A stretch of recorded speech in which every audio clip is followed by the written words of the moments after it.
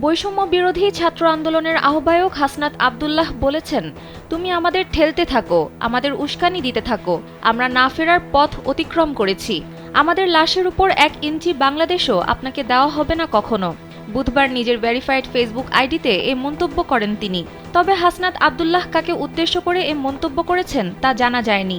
এর আগে চট্টগ্রাম আদালতের আইনজীবী সাইফুল ইসলাম আলিফ হত্যাকাণ্ডে জড়িতদের 24 ঘণ্টার মধ্যে গ্রেপ্তারের দাবি জানিয়েছেন হাসনাত আব্দুল্লাহ।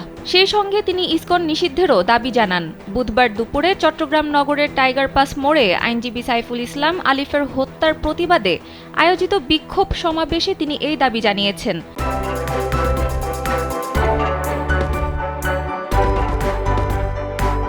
হাসনাত আব্দুল্লাহ বলেন, আমাদের দেশে সব ধর্মের সহাবস্থান থাকবে, আমরা সবার অধিকার রক্ষায় কাজ করব, কিন্তু ধর্মের দোহাই দিয়ে উগ্রবাদী সংগঠন পরিচালনা করলে বাংলাদেশে 1 হাত জায়গাও দেওয়া হবে না। আমার ভাই সাইফুলকে নৃশংসভাবে হত্যা করা হয়েছে, এই ইসকনকে সন্ত্রাসী গোষ্ঠী হিসেবে নিষিদ্ধ করতে হবে।